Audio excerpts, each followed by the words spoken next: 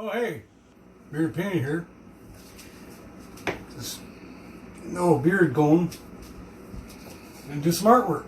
I came up with this idea that I would cut this cup. I'm like, hey, I'll cut this cup and see what a painting will look like. And there we have two examples of what this cup produced. So, start off with, I've got Artist Loft Copper. I really like that color, as I've said before. I've got Master's Touch Titanium White. I got Master's Touch Thick Body Acrylic Orange. I have Master's Touch Acrylic Permanent Red. This is Master's Touch Yellow Medium. And then there's this, again, Master's Touch Ultramarine. Lastly, Master's Touch Lake Blue. Now I already pre-mixed everything.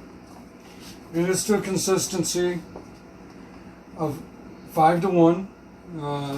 Pouring media, I use a very nice lady from Australia, has a YouTube channel, and a lot of things I've learned from her, so thank you very much, Gilly. I just want to direct you to her YouTube channel if you want an expert, but if you want to just have this rustic old hillbilly show you how to paint a painting, I'll show you how to make a painting.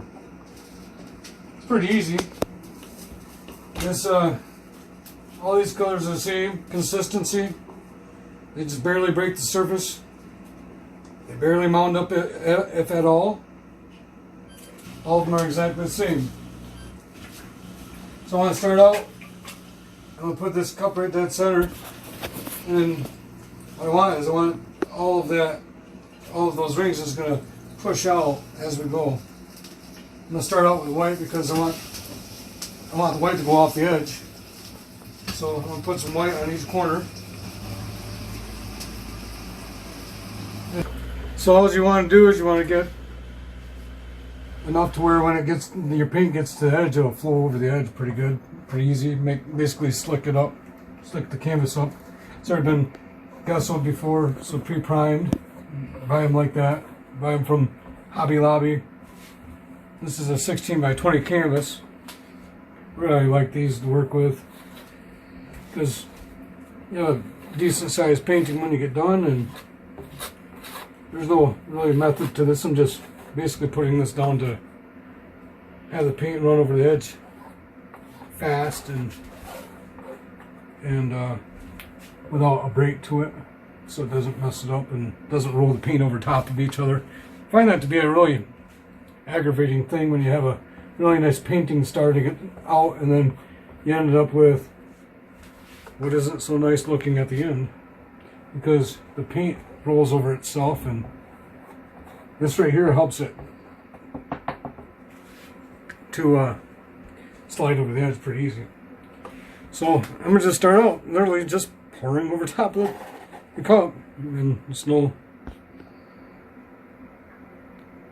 I just want to get it about dead center, right in the middle, and pour it out over, and I get it right about there, and I'm starting to get just about what I want. And this is basically my pillow, where other straight pours and things have a pillow.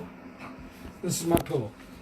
So I'm going to start out with what color I want on the outside, and that would be my darkest cool color, which is this blue here. Always makes your paint really equal so that you don't have a problem running over each other, running into each other. And I get to right about where the edge is there, and I stop.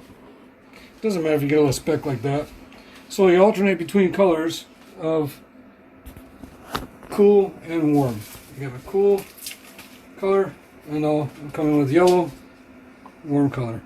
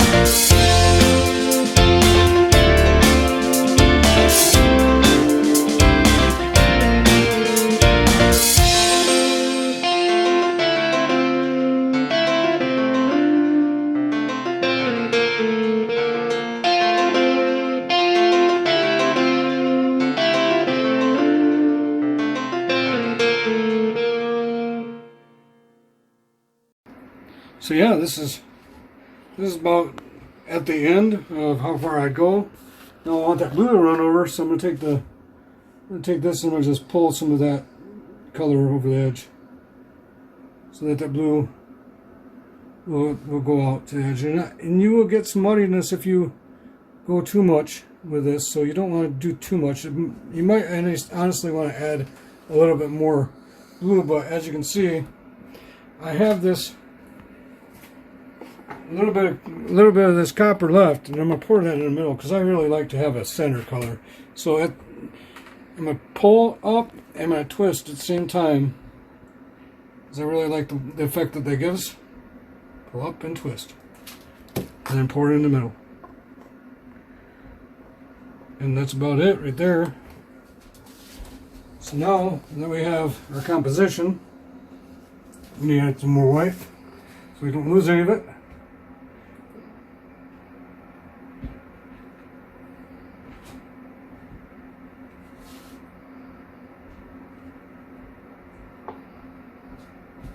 Peter Painter's not about being perfect, he's about having fun.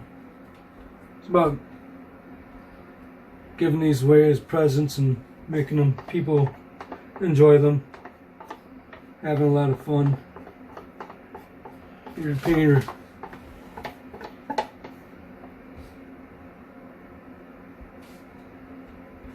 doesn't suggest anything of eloquence, more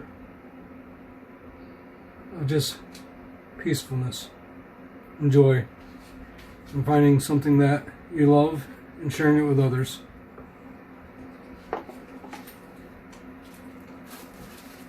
So now that we have a pillow all the way around, you have a little bit of gap here and there. What you want is you don't want it to fold over each other, otherwise you're going to end up with your composition running over each other. You're not going to keep that flower-esque looking center to it. And depending on what you want it to look like is depending on which way you pour. Now, I have a lot of it going that way, and that was based on the twist. I have the white defining all my lines for the most part, and I did mess up a little bit here, but that's fine. I'm just gonna go out to the corner and come back to the middle. Not gonna run over the edge. I'm just gonna run a little bit to the edge and then bring it back to the middle again, so that we keep our symmetry. I went up to the top, so I'm going to go up to the top again.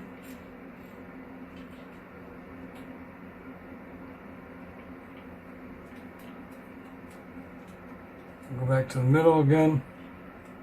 And since how we're flowing that way, we might as well just continue to flow down to this corner.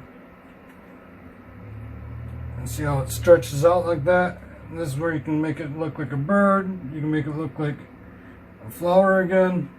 Like I say, it's about however you want to manipulate it, what you want it to look like when they get done. I've made them look into like butterflies. I think it was really neat way to make an abstract butterfly. I'm going to go over the edge. I'm going to come back to the middle. Now I started out at that end, and I'll go over top of that end, and then come back. Go back into the middle. And go over this edge up here.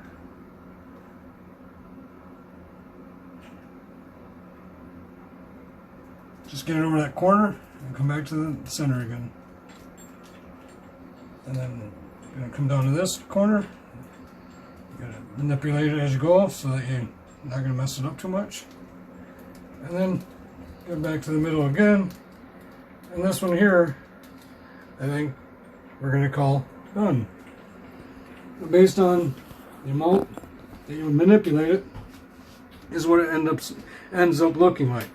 Now I could stretch it out, and I can see it sort of looks like a little bit of a bird in the middle there, or yet a flower.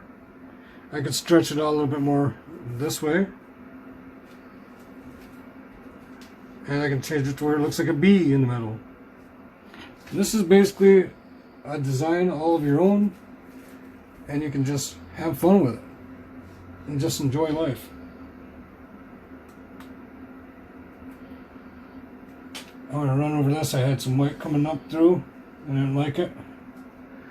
Now, looks like I've got an insect or a flea in the middle there. I'll just run that back and we'll see what we're going to get. And I like it just like that. So I'm going to leave it like that. And we'll see what it comes out as. And we're going to see more of our cells forming and popping. You got to make sure you get your corners, because with the white being the way I made it, it's going to pop up through. It's because it's less viscous. So the heavier paints will sink down and the lighter paint will come up through. That's where you get this muddy line of definition in here. And you'll get a lot of cells in those areas. So I'm going to quickly wash my silly looking hands. I'll be right back. So I've got a lot of bubbles that I need to pop here. So I'm going to give it a quick torch.